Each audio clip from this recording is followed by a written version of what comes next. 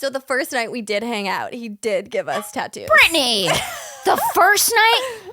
I thought this was after a couple weeks. Armie Hammer, known for his role in Call Me By Your Name, has resurfaced in the media following a hiatus from the film industry. Facing previous accusations of rape and sexual assault, the actor now faces additional allegations. Comedian Brittany Schmitt, who had a brief involvement with Hammer, alleges that she received a tattoo during their summer situationship.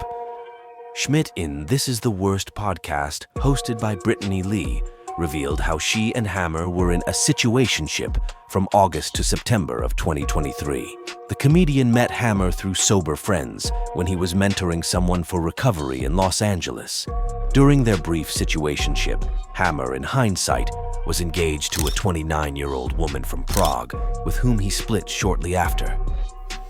Gotta drop the Armie Hammer.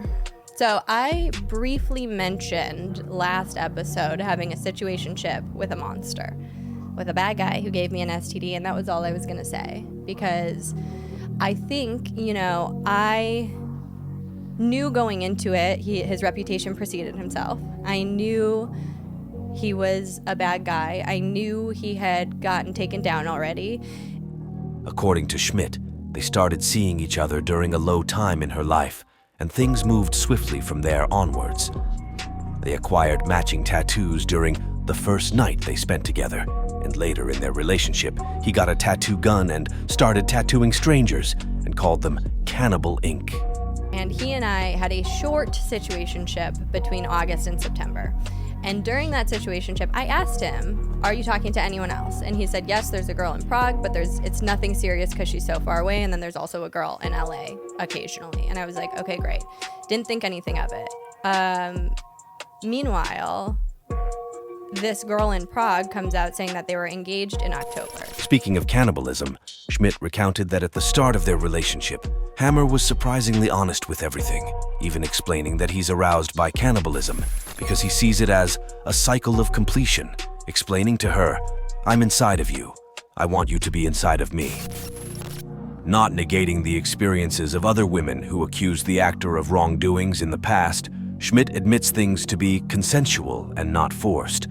She opened up about the actor's wild traits and how he enjoyed biting hard but stopped when asked to. So he does this biting thing where it's like he will push it to the limit with biting. He will go as hard as you let him go with biting. Did he make you bleed? No, Okay. because I wouldn't let him. It would get really fucking hard and I'd be like, "Stop," and he would stop. So in my experience, there was no, I was consensual with everything that was going on, and when I told him to stop, he would stop. So I didn't have the same experiences As the other girls. Right. Not negating any of their experiences or taking it away or saying it didn't happen. I'm just saying my experience was different. In the podcast, she goes on to reveal the actor's psychopathic tendencies and compulsive lying when it came to avoiding hanging out with her. The actor lied about the death of his friend's mother, claiming that she hung herself. A psychopath. He's lying. And so I said, "Didn't this happen the morning I was with you? You told me about this already." Yeah, he totally forgot. He said, "Yes, and now it's gotten worse. We are heading How over does there." hanging yourself get worse? Well, that's what I'm saying. I don't pull this card much, but my mom did kill herself, and it doesn't get worse on the second or third day. You're not like, "Oh, crisis." Schmitt also revealed contracting an STD while sleeping with the actor. She was in denial until her gynecologist confirmed it was a transmitted disease and not related to complications regarding her recent IUD insertion. "Who did you sleep with last?" And I'm still He slept with you unprotected? Yes. I'm still so fucked up in the head that I'm like, it's not him. He would never give me an STD. And wrong-o. I mean, Brittany, if he's sleeping with you unprotected, No. he's sleeping with everyone unprotected. I know. She accuses the actor of whitewashing his image by using manipulative and weaponizing recovery jargon to make his comeback to Hollywood. She finished her thought by saying, "I do think he deserves an Oscar for the role he's playing right now." Manipulating and weaponizing recovery jargon, recovery language, this community, this circle, and acting like he's just like some virtue signaling fucking savant. And he's not. He's just doing the same shit with like a different spin on it. So I think he thought maybe that was his way to come back to Hollywood, was to be like... The internet burst with mixed reactions, with some users pouring in support for the comedian, while others doubting her intentions. What human being did that? Oh my God. How on earth he had so much confidence to do that? Just wow. Brittany looked so uncomfortable during all the Armie talk. I don't know how I feel about exposing people in the manner. Do you need money or attention? Is that another one who can't cope with the fact that Armie broke up? Just embarrassing to share this in public. Why is it that now it's cool to sleep with celebrities and then go to tell all and gossip tabloids on podcasts? Especially when it was consensual and between two adults. Don't get it. Circulating videos without consent. In 2021, an anonymous Instagram account called House of Effie published what seemed to be direct messages and audio discussions with Hammer.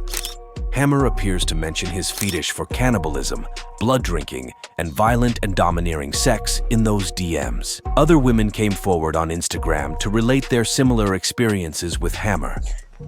He abused me mentally, emotionally, and sexually.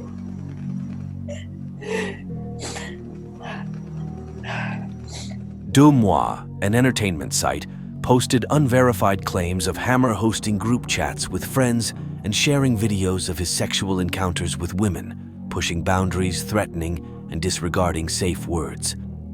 During a press conference, Effie Angelova, who pressed rape charges on the actor, claimed she met him on Facebook in 2016 when she was 20 years old. After dating for 4 years, the pair lost contact in 2020. I thought that he was going to kill me, Angelova said, thinking about taking her own life at one point in time. On April 24th, 2017, Armie Hammer violently raped me for over 4 hours in Los Angeles, during which he repeatedly slapped my head against a wall, bruising my face. With a slump in his acting career, the probe led to Hammer being dropped from projects such as Shotgun Wedding and The Offer, making his last appearance in Hulu's Death on the Nile in February 2022. Hammer told digital outlet Airmail earlier this year that he was broke and in debt, having lost between $14 million and $16 million from lost income and legal fees. Let us know what you think of the entire incident.